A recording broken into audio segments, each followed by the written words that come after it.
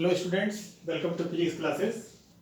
आज class 12th के physics के सेकेंड चैप्टर स्थिर वैद्युत विभव तथा संधारित्र के इस दूसरे लेक्चर में आज हम बहुत ही महत्वपूर्ण टॉपिक पढ़ेंगे, जिसमें से समविभव पृष्ठ तथा विशेषताएं, वैद्युत विभव और वैद्युत क्षेत्र में संबंध, विभव प्रवणता, गोलीय कोश के कारण विभव तथा स्थिर वैद्युत स्थितिज ऊर्जा और साथ ही साथ द्विध्रुव को किसी बाह्य वैद्युत क्षेत्र में घुमाने पर किया गया कार्य तथा उसकी स्थितिज ऊर्जा और साथ ही साथ वह संतुलन में है या असंतुलन में है या अस्थायी संतुलन में है, इसके बारे में जो है आज हम डिटेल जानेंगे।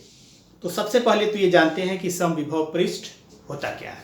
इक्विपोटेंशियल सरफेस, तो वैद्युत क्षेत्र में खींचा गया वह पृष्ठ जिस पर स्थित सभी बिंदुओं पर वैद्युत विभव का मान बराबर हो, समविभव पृष्ठ कहलाता है। अर्थात ऐसे पृष्ठ जिनके सभी बिंदुओं पर जो विभव का मान है वह समान होता है। जैसे अगर इस वैद्युत क्षेत्र में देखें तो ये जो दोनों प्लेन दिख रहे हैं, इसका पोटेंशियल V1 है, तो इसके हर पॉइंट पर जो पोटेंशियल होगा वह V1 होगा, इसके हर पॉइंट पर पोटेंशियल जो होगा वह V2 होगा। तो यह एरिया, जैसे अगर हम इसको ABCD नाम दे दें, तो यह ABCD, यह जो एरिया हुआ, क्रॉस सेक्शन हुआ, यह समविभव पृष्ठ कहलाएगा। उसी तरह से जैसे एक Q आवेश यहाँ पर रखा गया इसके सेंटर पर, इससे R1 त्रिज्या, R2 त्रिज्या, R3 त्रिज्या पर अगर हम एक वृत्त खींचते हैं तो यह जो R दूरी पर खींचा गया वृत्त है, तो V बराबर 1/4πε0 Q/R से इसके हर बिंदु पर जो विभव का मान होगा वह बराबर होगा। इसी तरह से R का मान जब बदल जाएगा तो फिर विभव का मान बदल जाएगा, और इन सभी बिंदुओं पर R त्रिज्या यानी जो दूसरी त्रिज्या है उस त्रिज्या के लिए यह विभव का मान समान होगा। इसी तरह से तीसरी त्रिज्या के लिए। तो यह जो पॉइंट्स हैं, जैसे अगर हम ये पॉइंट्स सरकमफरेंस इसका कह लें, दूसरे वाले का ये सरकमफरेंस है, ये तीसरा का सरकमफरेंस है, तो इस पर जो विभव होंगे V1, V2, V3, तो यह जो है समविभव पृष्ठ कहलाएगा। अब आवेश से जैसे जैसे दूरी बढ़ेगी वैसे वैसे विभव का मान घटेगा। तो इस तरह से V1 is greater than V2 is greater than V3, मतलब आवेश के पास जो होगा उसका विभव सबसे अधिक होगा और जब सबसे दूर होगा उसका विभव सबसे कम होगा। तो ठीक इसी तरह से अगर हम दो आवेश एक दूसरे के पास रखे गए हैं, जैसे प्लस Q आवेश ये रखा गया है, प्लस Q आवेश ये भी रखा गया है, तो इन दोनों के बीच प्रतिकर्षण होगा। जब प्रतिकर्षण होगा तो वैद्युत बल रेखाएं एक दूसरे से लंबवत दूरी में हटती हैं। तो ये देखिए लंबवत दूरी में हट रही हैं दोनों तरफ, ये इधर आने के बजाय ये ऊपर की तरफ जा रही हैं, माने लंबवत दूरी में एक दूसरे से हट रही हैं। तो यहाँ पर इसके चारों तरफ, आवेश के चारों तरफ एक बिंदु ऐसे होंगे जिन पर सभी बिंदुओं पर विभव का मान समान होगा, यानी यह समविभव पृष्ठ होगा। तो इसमें कई समविभव पृष्ठ बनेंगे। तो इस तरह से अगर हम इन दोनों का कंबाइन करके अगर देखें तो इस तरह से आप देखेंगे कि एक स्थिति ऐसी बनेगी जिसमें कि इसका समविभव पृष्ठ होगा। तो यह दो समान यानी सजातीय आवेशों को एक दूसरे के पास अगर रखा गया है तो उससे खींचा गया समविभव पृष्ठ होगा। समविभव पृष्ठ की कुछ विशेषताएं हैं। यह क्या क्या विशेषताएं हैं? समविभव पृष्ठ के ऊपर किसी आवेश को एक बिंदु से दूसरे बिंदु तक ले जाने में किया गया कार्य शून्य होता है। यानी समविभव पृष्ठ पर एक बिंदु से दूसरे बिंदु तक किसी आवेश को ले जाते हैं तो किया गया कार्य शून्य होगा। क्यों शून्य होगा? जैसे अगर हम मान लेते हैं कि आवेश यहां पर है और यहां अगर ये A पर है और यहां से अगर हम इसको ले आते हैं B पर, तो ए पर जो विभव है वह v है, और यहाँ पर b पर अगर देखें तो यहाँ पर भी विभव क्या है, v है। तो जो विभवांतर होगा वह शून्य हो जाएगा। तो जब विभवांतर शून्य हो जाएगा तो W बराबर Q इंटू डेल्टा V से भी डेल्टा V का मान शून्य हो गया। तो इस तरह से इसकी वैल्यू जो है यह क्या हो गई, शून्य हो गई। तो समविभव पृष्ठ पर किसी भी आवेश को एक स्थान से दूसरे स्थान तक ले जाने में किया गया कार्य शून्य होता है।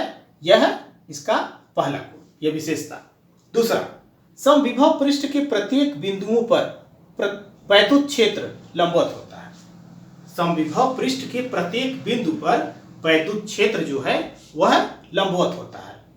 अब कभी कभी ये पूछ दिया जाता है कि सिद्ध कीजिए कि समविभव पृष्ठ के प्रत्येक बिंदु पर वैद्युत क्षेत्र लंबवत होता है। तो कैसे हम सिद्ध करेंगे? तो dw अपन dq, जो कि विभव हो गया v बराबर w बाई क्यू, तो ये विभवांतर हो गया dw अपन dq बराबर होता है E डॉट dr बराबर शून्य। क्यों? क्योंकि डेल्टा v बराबर 0। तो E डॉट dr बराबर 0, तो E डॉट dr को हम लिख सकते हैं E dr cos थीटा। इसमें E 0 नहीं है, dr भी 0 नहीं है, तो इसका मतलब हो गया कि जो cos थीटा है, cos थीटा की वैल्यू शून्य होगी। जब cos थीटा शून्य होगा तो थीटा बराबर 90 डिग्री। इसका मतलब हो गया कि E और dr एक दूसरे के लंबवत हैं। तो इस तरह से समविभव पृष्ठ के प्रत्येक बिंदु पर वैद्युत क्षेत्र लंबवत होता है। तीसरा, समविभव पृष्ठ के किन्हीं दो बिंदुओं के बीच विभवांतर शून्य होता है। जो कि आपने देखा अभी कि समविभव पृष्ठ है तो एक स्थान से दूसरे स्थान के बीच का जो विभवांतर होगा, विभवांतर वह शून्य होगा। दो समविभव पृष्ठ परस्पर एक दूसरे को काट नहीं सकते, अन्यथा कटान बिंदु पर विभव के दो मान होंगे, जो कि संभव नहीं है। तो समविभव पृष्ठ परस्पर एक दूसरे को कभी काट नहीं सकते। समविभव पृष्ठ द्विविमीय अथवा त्रिविमीय पृष्ठ हो सकता है। जो समविभव पृष्ठ होता है या होगा वह 2 डायमेंशनल या 3 डायमेंशनल हो सकता है। जैसे 2 डायमेंशन की बात करें अगर हम, तो 2 डायमेंशन में अगर आवेश रखा गया है, और उससे अगर हम ज्यादा दूरी पर देखें तो जो वैद्युत क्षेत्र होगा वह समानांतर लिया जाएगा। अगर उस वैद्युत क्षेत्र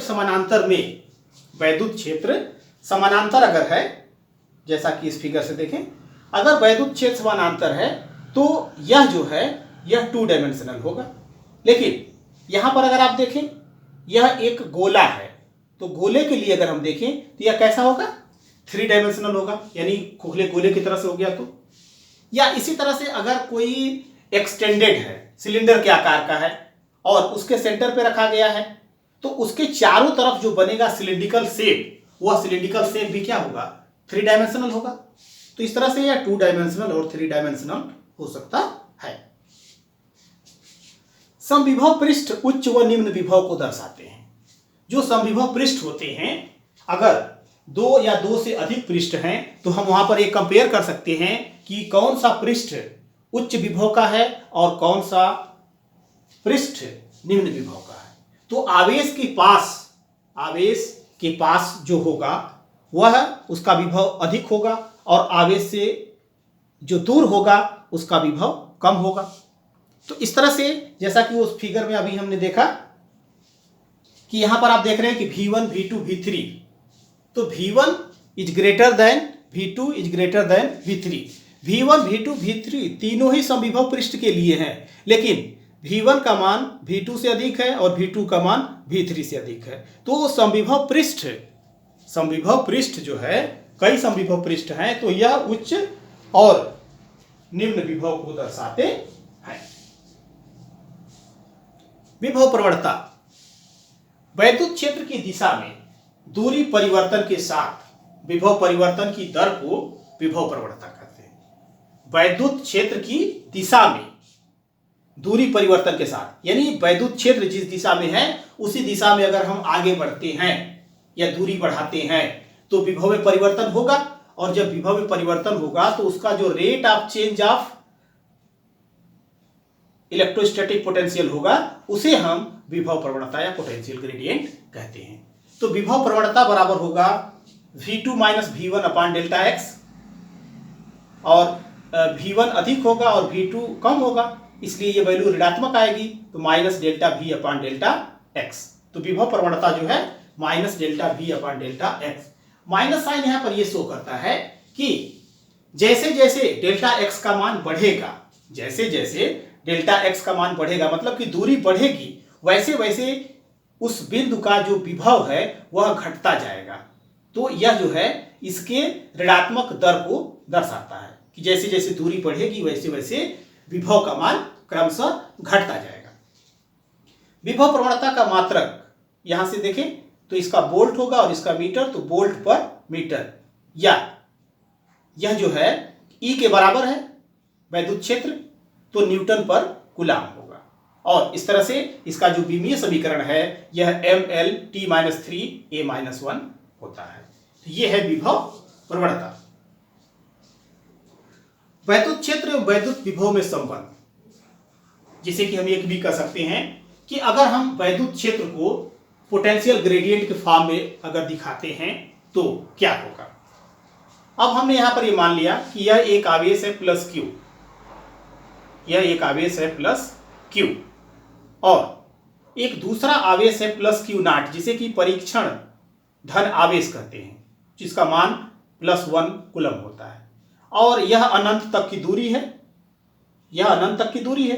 अब इस अनंत तक की दूरी पर हम ये मान लेते हैं कि एक पॉइंट बी है, इस पॉइंट बी पर यह प्लस क्यू नॉट चार्ज जो है रखा गया है। तो अगर यह प्लस क्यू चार्ज यहां पर है तो यह भी धनात्मक है और यह भी धनात्मक है, यानी दोनों आवेशों के बीच एक बल लगेगा जिसे कि हम इलेक्ट्रोस्टैटिक फोर्स कहेंगे। तो यह वैद्युत क्षेत्र में है, तो जब वैद्युत क्षेत्र में है तो प्लस क्यू के कारण क्यू नॉट पर जो बल होगा F बराबर क्यू नॉट ई होगा, F का मान क्यू नॉट ई होगा। अब इस क्यू नॉट को B से A तक ले आते हैं, तो B से जब A तक ले आएंगे तो क्षेत्र के विपरीत कार्य करना पड़ेगा, क्योंकि क्षेत्र की दिशा किधर है, आगे की तरफ है, और हम उसके विपरीत आ रहे हैं। तो प्लस क्यू नॉट को B से A तक ले जाने में कुछ कार्य करना पड़ेगा, और यह किया गया कार्य होगा dW बराबर F इंटू माइनस dr, क्योंकि दूरी घटेगी इसलिए माइनस dr। तो dW बराबर हो गया F इंटू माइनस dr, और F के जगह पर पुट कर देते हैं क्यू नॉट E, तो इस तरह से dW बराबर minus q naught E into dr। अब इस समीकरण से dW upon q naught equals to हो गया माइनस E इंटू dr, और dW बाई क्यू नॉट क्या होता है, dV पोटेंशियल है, तो dW अपान क्यू नॉट के जगह पे आपने लिख दिया dV। तो अब इस तरह से मिल गया minus E dr equals to dV, या E equals to minus dV by dr। तो E जो है वैद्युत क्षेत्र हो गया, वैद्युत क्षेत्र की तीव्रता, और dV बाई dr यह पोटेंशियल ग्रेडियंट हो गया या विभव कह सकते हैं। तो इस तरह से यह वैद्युत क्षेत्र और वैद्युत विभव में संबंध हो गया। अब E और V के बीच यह जो संबंध है, तो अगर E दिया गया हो तो हम V फाइंड कर सकते हैं, या V दिया गया हो तो इसकी सहायता से E का मान हम ज्ञात कर सकते हैं। अगर हम इसे 3 डायमेंशनल सेटअप में देखते हैं, त्रिविमीय में देखते हैं, तो यदि असमान वैद्युत क्षेत्र के किसी बिंदु, कोई पॉइंट मान लेते हैं कि P है और उसका जो कोऑर्डिनेट है वह XYZ है, तथा उस बिंदु पर जो विभव है वह VXYZ हो, तो उस बिंदु पर वैद्युत क्षेत्र की तीव्रता E को जो है XYZ जो घटक होंगे, XYZ जो इसके कंपोनेंट्स होंगे, उन कंपोनेंट्स के फॉर्म में हम कैसे लिख सकते हैं। तो इसे हम लिखते हैं पार्शियल डिफरेंशिएशन के फॉर्म में। तो EX equals to minus del V upon del x, इसको डेल पढ़ते हैं, जिसे कि पार्शियल डिफरेंशिएशन कहेंगे। तो पार्शियल डिफरेंशिएशन का मतलब होता है कि जैसे डेल अपान डेल एक्स है और उसके पहले उसकी साथ की जो वैल्यू है YZ चाहे जो भी है, तो x वाला जो टर्म होगा उसके साथ तो डिफरेंशिएशन होगा, बाकी का जो टर्म आएगा वो 0 हो जाएगा, या अगर उसमें नहीं है तो उसका डिफरेंशिएशन 0 हो जाएगा। तो इस तरह से EX equals to minus del V upon del x, EY minus del V upon del y, E Z equals to minus del B upon del Z. ये होगा ई एक्स ई वाई और ई जेड। अब अगर मान लीजिए कि E X E Y E Z अगर ये तीनों मिल गया तो ई इक्वल्स टू हम लिख सकते हैं ई एक्स आई प्लस ई वाई जे प्लस ई जेड के। और फिर तीनों का जो मान है, तीनों जो कंपोनेंट्स का मान है, तो टोटल जो इलेक्ट्रिक फील्ड होगी वह इलेक्ट्रिक फील्ड जो है हम फिर इस तरह से निकाल सकते हैं कि जो ई का मान होगा यह under root E square E X square plus E Y square और प्लस ई जेड स्क्वायर, इस तरह से करके हम निकाल सकते हैं। अब अगर हम वैद्युत क्षेत्र, अगर हम जो है वैद्युत क्षेत्र और वैद्युत यानी वैद्युत विभव से वैद्युत क्षेत्र की गणना करते हैं तो कैसे करेंगे। हमने देखा कि ई की वैल्यू है minus D V by D R. तो अगर हम V और R के बीच अगर ग्राफ खींचे, E के लिए अगर हम V और R के बीच में अगर ग्राफ खींचे तो उसका जो निगेटिव स्लोप होगा, निगेटिव ढलान होगा, वह ढलान जो है उसका वैद्युत क्षेत्र यानी E के बराबर होगा। या आप ये कह सकते हैं कि जैसे वैद्युत क्षेत्र की तीव्रता से अगर विभव निकालना है, माने E दिया गया V निकालना है, तो dV बराबर minus E dot D R होता है।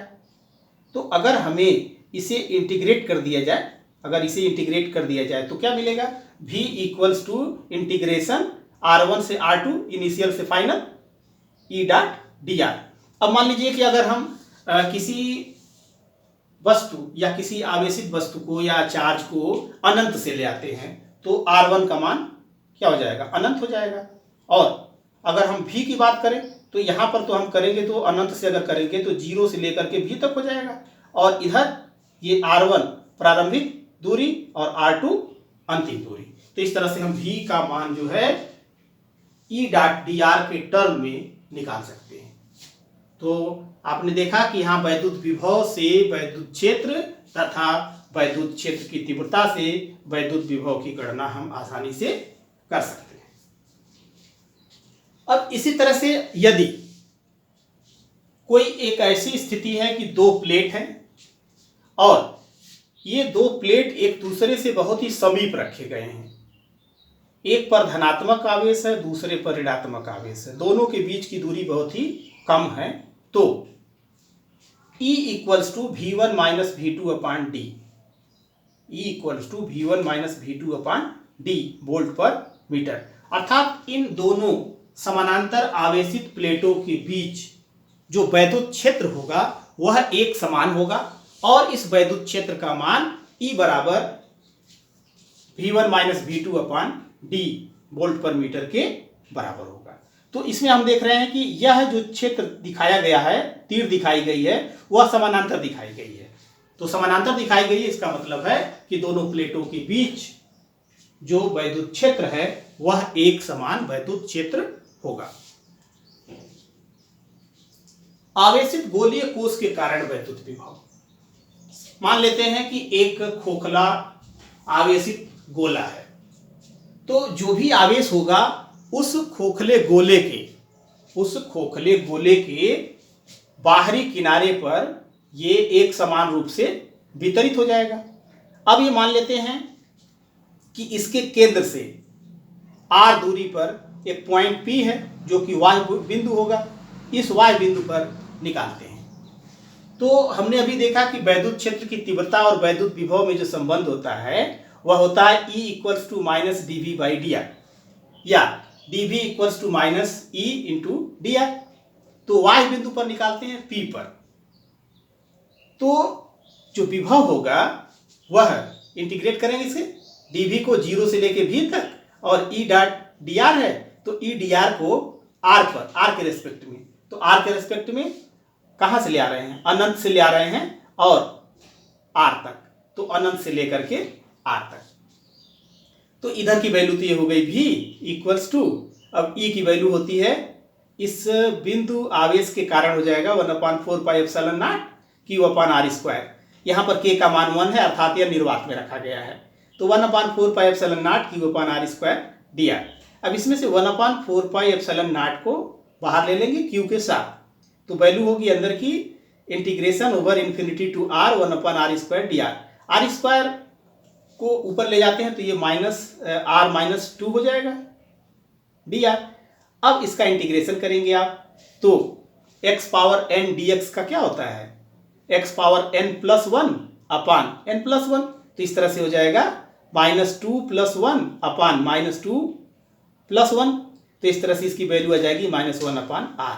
यह माइनस माइनस प्लस हो जाएगा, तो इस तरह से अब इसकी वैल्यू हो गई 1/4πε0 q 1/r - 1/∞ का मान 0 हो गया, तो v = 1/4πε0 q/r। यह इसके वाह्य बिंदु पर विभव हो गया। यानी जो पॉइंट P है उस पॉइंट P पर जो विभव का मान होगा वह इस पर निर्भर करता है कि उसके केंद्र से उसकी दूरी क्या है, तो v = 1/r। पृष्ठ के सतह पर, तो सतह पर के लिए क्या करेंगे, स्मॉल r के जगह पर रख देंगे कैपिटल R, तो ये वैल्यू हो जाएगी v = 1/4πε0 q/ स्मॉल r के जगह पर हो गया ये कैपिटल R। यानी जो गोला है उस गोले के पृष्ठ पर यानी सतह पर जो विभव का मान है वह अधिकतम हो गया और नियत हो गया, कांस्टेंट हो गया। अब गोले के अंदर की बात करते हैं, तो आंतरिक बिंदु पर यानी स्मॉल r का मान जो है कैपिटल R से कम है, तो गोलीय कोश के भीतर E का मान क्या होता है, 0 होता है। जब E का मान 0 है तो जो फार्मूला है E = -dv/dr बराबर 0, तो dv/dr बराबर 0, और किसी का जब डिफरेंशिएशन 0 होता है तो इसका मतलब कि वह वैल्यू क्या होती है, कांस्टेंट होती है, नियत होती है। तो इसका मतलब हो गया कि v का मान क्या होगा, नियत होगा, और कितना होगा, जितना उसके सतह पर होता है। तो सतह पर कितना था, 1/4πε0 q/r। तो इस तरह से आपने देखा कि उसके वाह्य बिंदु पर, उसकी सतह पर और उसके आंतरिक बिंदु पर विभव का मान हमें r के पदों में और q के पदों में मिल गया। अगर हम इसे एक ग्राफ पर प्रदर्शित करें तो ये देखिए, यह वह गोलीय कोश हो गया जिसकी सतह पर आवेश है। अगर हम v को ऊपर की दिशा में और r को x अक्ष पर दिखाते हैं तो इसके केंद्र से लेकर के और r त्रिज्या तक v का मान नियत होगा, और इसका मान है 1/4πε0 q/r जो कि कांस्टेंट है। तो यह देख रहे होंगे कि इसके अंदर और सतह पर यह नियत होगा, और जैसे ही इसकी सतह से दूर जाएंगे वैसे 1/r के पद में यह घटता जाएगा, यानी v = 1/r। तो इस तरह से यह वैल्यू जो है इसकी आगे घटती है, और इसी तरह से इस तरफ ये वैल्यू घटती है। तो इस ग्राफ को यह कोई आवश्यक नहीं है कि हम ये दोनों तरफ दिखाएं, हम यहाँ से आधा पोर्शन भी ग्राफ इसका दिखा सकते हैं। तो ये है v और r के बीच ग्राफ, किसके लिए, गोलीय कोश के कारण। स्थिर वैद्युत स्थितिज ऊर्जा, इलेक्ट्रोस्टैटिक पोटेंशियल एनर्जी। तो हमें पता है कि जब दो समान आवेश होंगे तो दोनों के बीच क्या होगा, प्रतिकर्षण, मतलब दोनों एक दूसरे पर विपरीत दिशा में बल लगाएंगे। अगर एक धनात्मक एक ऋणात्मक है यानी दोनों के बीच आकर्षण होगा, यानी एक दूसरे की तरफ दोनों खींचेंगे। इसी तरह से अगर दोनों ऋणात्मक है तो जब दोनों ऋणात्मक है तो उस स्थिति में भी क्या होगा, दोनों के बीच जो है, यह भी ऋणात्मक है, तो दोनों के बीच जो है क्या होगा, प्रतिकर्षण होगा। अब जब प्रतिकर्षण होगा तो अब सिस्टम बनाना है, मतलब कि एक आवेश के पास दूसरे आवेश को ले आना है। तो आवेशों के किसी निकाय की स्थिर वैद्युत स्थितिज ऊर्जा उस कार्य के बराबर होती है जो उन आवेशों को अनंत से परस्पर समीप लाकर निकाय की रचना करने में किया जाता है। यानी जैसे कोई आवेश है किसी आवेश को अनंत से और किसी वैद्युत क्षेत्र में या किसी आवेश के पास ला करके सिस्टम की रचना करने में जो कार्य किया जाता है, वही किया गया कार्य उस सिस्टम की या उस निकाय की स्थितिज ऊर्जा के बराबर होती है।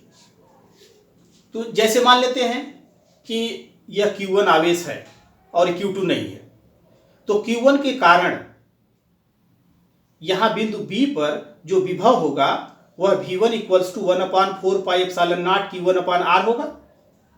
अब जो है Q2 को अनंत से और ले आते हैं R दूरी पर, तो यहां से जब यहां तक ले आएंगे तो कुछ कार्य किया जाएगा और यह किया गया कार्य कितना होगा, W बराबर Q2 इंटू इस बिंदु का विभव V1। तो Q2 इंटू V1 का मान कितना है 1/4 पाई एप्सिलॉन नॉट Q1/R। तो अब ये वैल्यू हो गई W equals to 1/4 pi epsilon naught Q1 Q2/R। यही किया गया कार्य जो है उस निकाय की स्थितिज ऊर्जा होती है। तो इस तरह से दो आवेशों के लिए यह निकाय की जो स्थितिज ऊर्जा है कैपिटल U बराबर 1/4 pi epsilon naught Q1 Q2/R और मात्रक होगा इसका जूल। तो इस तरह से यह स्थिर वैद्युत स्थितिज ऊर्जा के लिए व्यंजक मिल गया। अब देखिए यहां कुछ समझने की चीजें हैं कि अगर दो सजातीय आवेश है, सजातीय आवेश से क्या तात्पर्य है, या तो दोनों धनात्मक है या तो दोनों ऋणात्मक है, तो उन दोनों आवेशों को एक दूसरे के समीप लाने पर प्रतिकर्षण बल के विरुद्ध कार्य करना पड़ता है। तो जब प्रतिकर्षण बल के विरुद्ध कार्य करना पड़ेगा तो निकाय की स्थितिज ऊर्जा बढ़ जाती है। और इस स्थिति में यदि उन आवेशों को एक दूसरे से दूर ले जाते हैं, तो उस स्थिति में उस निकाय की स्थितिज ऊर्जा घटने लगती है। ठीक इसी के विपरीत यदि दो विजातीय आवेश है, विपरीत आवेश है, तो एक दूसरे के समीप लाने पर दोनों के बीच क्या होगा, आकर्षण होगा। जब आकर्षण होगा तो अपने आप खींचते हुए आएंगे, इसलिए उनके बीच की जो स्थितिज ऊर्जा होती है वह घटती है। लेकिन जब उन आवेशों को एक दूसरे से दूर ले जाते हैं, तो दूर ले जाने पर उनकी निकाय की स्थितिज ऊर्जा बढ़ती है। तो इस तरह से आपने देखा कि सजातीय आवेशों के लिए क्या होगा और विजातीय आवेशों के लिए क्या होगा। अब यहां पर ये देखिए कि अगर निकाय में n आवेश हैं तो कितने युग्म बनेंगे। अगर जैसे 2 थे तो 2 का बना एक निकाय, एक युग्म बना। अगर इसी तरह से मान लीजिए कि 3 है, Q1 Q2 Q3 और Q1 Q2 के बीच R12 दूरी है, दूसरे तीसरे के बीच R23 है और इसके बीच R13 है, तो यहां पर सिस्टम कितने बनेंगे, एक बनेगा Q1 Q2 का, एक बनेगा Q2 Q3 का और एक बनेगा Q3 Q1 का। तो कितने निकाय बनेंगे, 3 बनेंगे। तो अब इसकी स्थितिज ऊर्जा कितनी होगी, Q1 Q2 का हो गया 1/4 pi epsilon naught Q1 Q2/R12 यानी 1 और 2 के बीच की दूरी, plus 1/4 pi epsilon not Q2 Q3/R23 ये इसके बीच का, और प्लस इसके बीच का, ये मिला। अब इसे अगर हम कंबाइन कर दें तो U बराबर 1/4 pi epsilon naught Q1 Q2/R12 plus Q2 Q3/R23 plus Q3 Q1/R13। तो इस तरह से हमने देखा कि यहाँ पर कितने युग्म बने, एक, ये 2 और ये 3 युग्म बने। अब इसी तरह से मान लेते हैं कि 4 आवेश हैं, ठीक है। तो अगर 4 आवेशों का सिस्टम बना हुआ है तो कितने युग्म बनेंगे बताइए। 4 अगर हैं तो 4 के लिए कितने युग्म बनेंगे। जैसे मान लेते हैं कि 1 2 3 ये 4 आवेश है, तो एक तो ये बना 1, ये बना 2, ये बना 3, ये बना 4, ये बना 5 और ये बना 6 बने। तो अब इस तरह से देखिए, अगर हमें निकालना है तो n बराबर n n-1/2 कर दें। तो अगर हम यहाँ से अगर 4 के लिए बात करते हैं तो 4 माइनस 1 और बटा 2 कितना हो गया, 4 में से 1 गया 3, 3 चौको 12 बटा 2 6 हो गया। तो इस तरह से आपने देखा कि इसमें 6 निकाय बनेंगे। अब 6 निकाय बनेंगे तो इस 6 निकाय के लिए हम ये जो स्थितिज ऊर्जा के लिए इस तरह से फार्मूला है उसको हम रख सकते हैं। तो अब ये मान लीजिए कि 4 रखा आपने। अब इसी तरह से मान लीजिए कि हमारे पास कुल जो है 10 आवेश हैं। तो जब अगर 10 आवेश हैं तो इन 10 आवेशों में से जो है अगर हमें निकालना है तब तो निकाय बनाना आसान नहीं होगा। तो इसके लिए हम इसका यूज करेंगे। तो आप ये देख रहे होंगे कि देखिए n-1/2 तो 10 गुणे 9 बटा 2 तो 10 9 90 और बटा 2 45 निकाय बनेंगे, जो कि आपको खींच करके बनाना इतना आसान नहीं होगा। तो इस तरह से जनरलाइज फॉर्म में कहा जाता है कि अगर n आवेश हैं तो उनकी जो स्थितिज ऊर्जा होगी यह 1/2 1/4 पाई एप्सिलॉन नॉट k, जहां पे k जो है आवेशों के बीच का माध्यम है। Summation i equals to 1 to m qi qj upon rij। इस तरह से यह सिस्टम बन जाता है। किसी बाह्य वैद्युत क्षेत्र में 2 आवेशों के निकाय की स्थितिज ऊर्जा। अभी जो आवेश रखा गया था वह आवेश जो है किसी दूसरे वैद्युत क्षेत्र में नहीं था।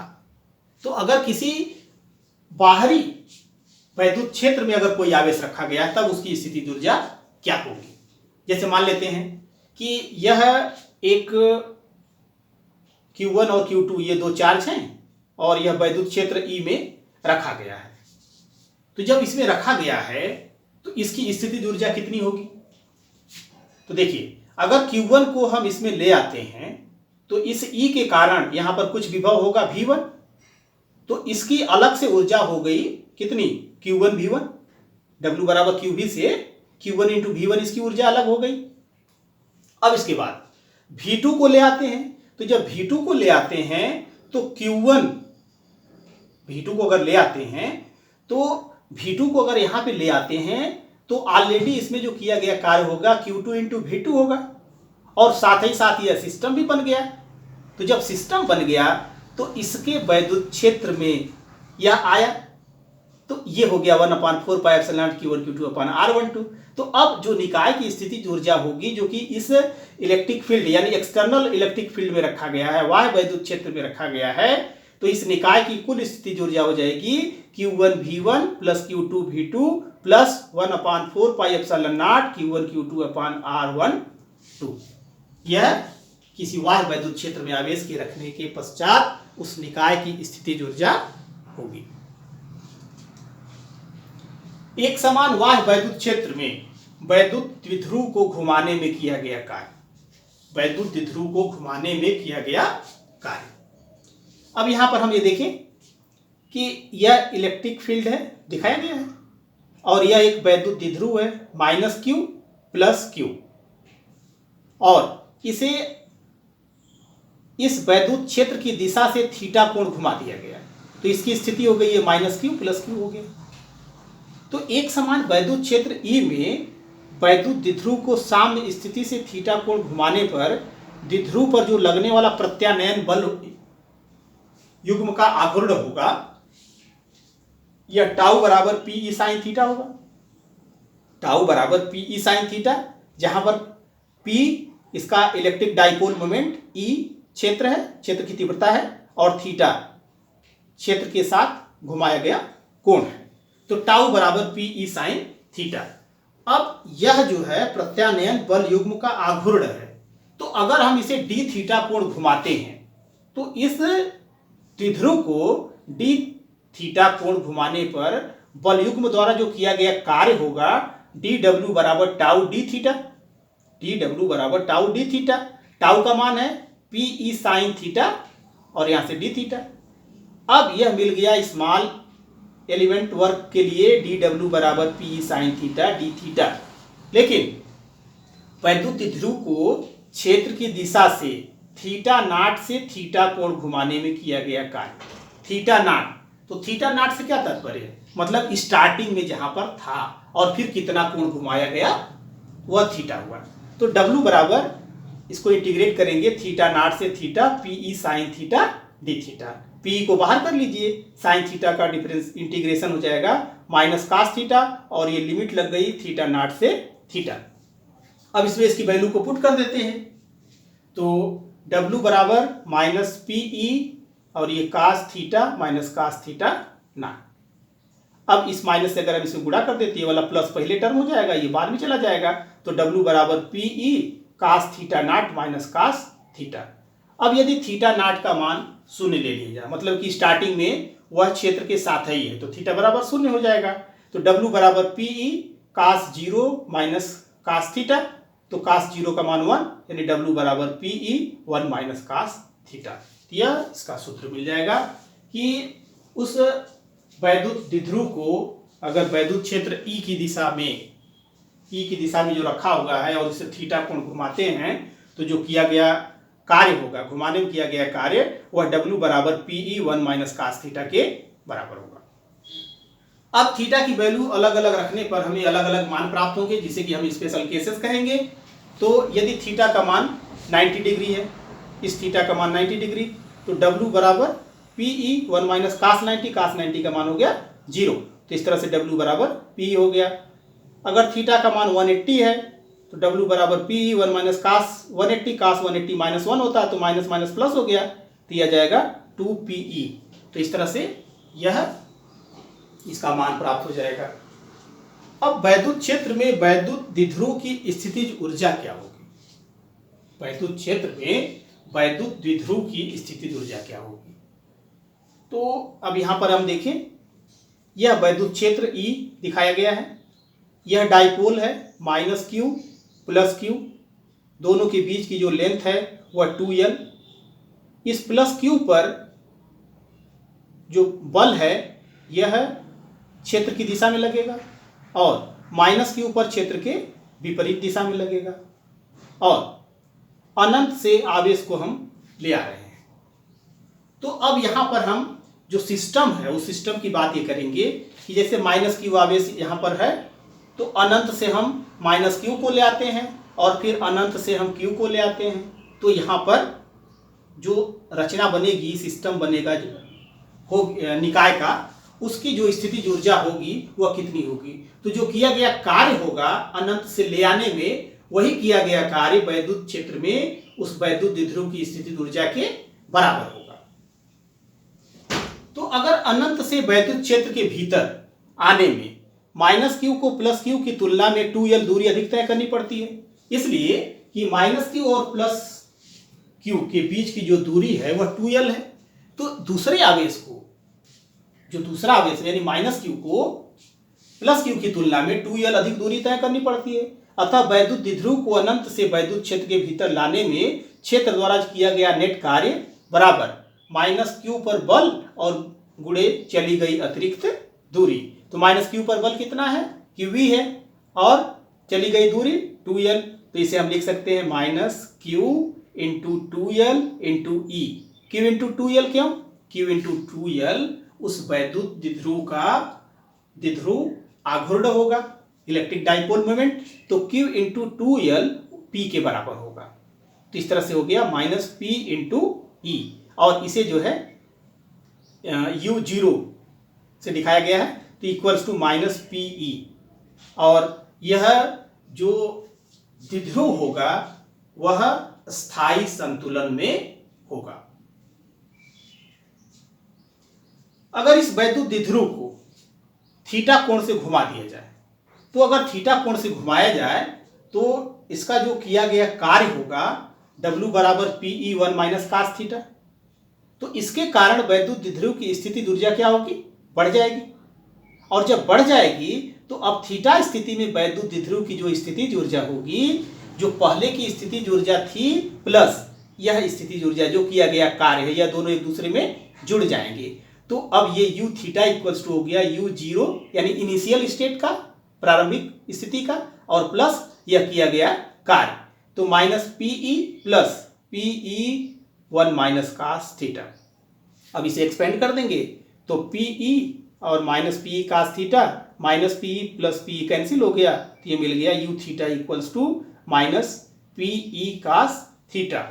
और ये पी ई कास थीटा है तो हम इसे पी डॉट ई भी लिख सकते हैं।